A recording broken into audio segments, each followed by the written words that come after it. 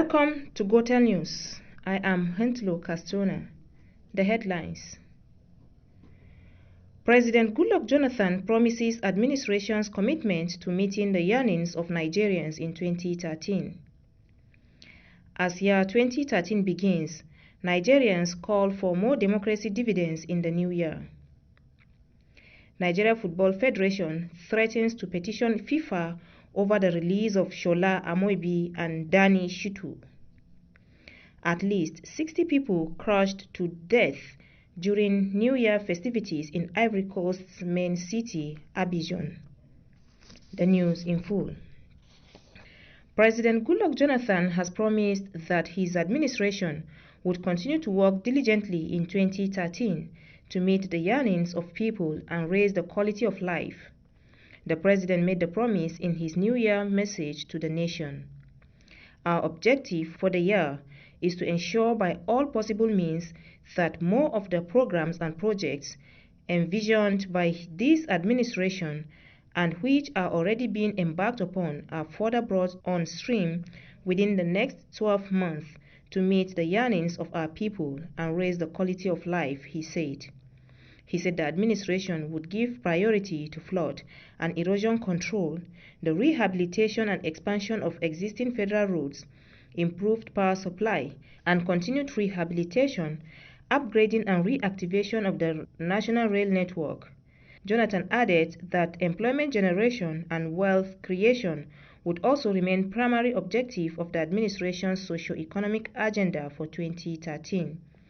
Creating more employment opportunities for our youth and graduates of our universities is an imperative that will continue to underpin our drive for massive economic growth, the rapid expansion of our manufacturing and industrial base, and the productive diversification of our national economy.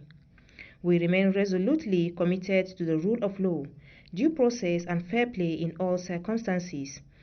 Our democracy continues to grow, and the scope for human freedom continues to expand. It is an achievement that we will continue to build upon, he said. The president urged the citizens to include in their New Year resolutions a commitment to do more to support government's transformation agenda. He said Nigerians should also place higher interest on national unity, peace, stability and progress above all other considerations. Bauchi State Governor Malam Isa Yuguda has described the year 2012 as an eventful year when the country witnessed so many incidents and tragedies. The governor, in his New Year message to the people, called on every citizen of the state to make peaceful coexistence, irrespective of cultural, political, or religious differences, their watchword and resolution for the new year 2013. Correspondent Aliu Jibo completes the report. Yuguda also stated that various parts of the country were ravaged by flood disasters during the last rainy season and therefore commiserated with the families of the deceased and victims of the flood disasters. He said even though the state was in the last 1 year confronted by security challenges, government had, in collaboration with the security agencies, been able to overcome the problems to ensure that peace prevail in the state. Yuguda then called on every citizen of the state to make his or her New Year resolution towards a peaceful coexistence among brothers and sisters, irrespective of religious, cultural, or political differences. I should also continue to fervently pray for the security challenge to come to an end and for peace to reign throughout the country. The governor reiterates the commitment of his administration to completing all ongoing projects, including the Alkalere Futuk, Ningi to Bura, and Gomau to Rahama to Rishi roads for the good of the people of the state, particularly those in the rural areas who need to be exposed to the rest of the world. He also assured that work on the Bauchi International Airport will be completed in good time to allow the airlift of 2013 pilgrims to both Saudi Arabia and Israel, as well as boost internally generated income for the state through tourism, while assuring the people that the year 2013 will be better for the people of the state. Isa Yuguda also assured that every item contained in the appropriation bill as passed by the House of Assembly will be implemented to the list because, according to him, The budget is aimed at taking the state to the next level in terms of development. From Bauchi, Ali Ujibo reporting for Radio Gotel. As the New Year 2013 is marked, some residents of Yola Metropolis have said goal setting at the beginning of each year was very crucial to the actualization of set targets for a particular year. The view that goals are meant to serve as guides to plan was the opinion of some individuals who spoke of their plans for 2013. Correspondent Semsumi Briston has more. Reverend Kemuel Albain, the district pastor of LCC and Yola Town, said it is better not to make resolutions than to make and not fulfill such, noting that resolutions are like vows or an oath taken that one needs to try and accomplish before the year runs out. He called on people to make decisions on what they feel they can fulfill, and they should make genuine commitments to their goals before relying on God to help them accomplish such wishes. For Barnabas Augustine, as humans, one should set goals or decisions that will guide him and be committed to the goals, as well as praying and committing it to God for divine guidance. He added that he as an individual has resolutions every year and always try to see it accomplished. Like this year, he wants to be more dedicated to God. He called on youth not to allow themselves to be used by politicians to engage in violence. What you have done from January to December, if it is okay, then you have to look forward to see whether you change some of your attitudes. So I'm advising the youths now not to indulge in all this bad attitude. Once somebody comes to your house, he's trying to give you money to commit any crime, he should give it to his son to go and do it. On his part, Mr. Yusuf Thomas said sometimes people don't accomplish their wishes because of financial constraints. He met resolution last year and appreciated God as he was able to fulfill them, even though not all. He also said he has set some again this year and he looked forward to its accomplishment. He admonished people to remember that death was inevitable for all, hence while striving to attain our goals, God should be put first in all endeavors. Semsumi Briston, Gotel News. As the New Year is being celebrated, it is observed that residents of Yola, the Adamawa State capital, are not left out as they were busy celebrating another year.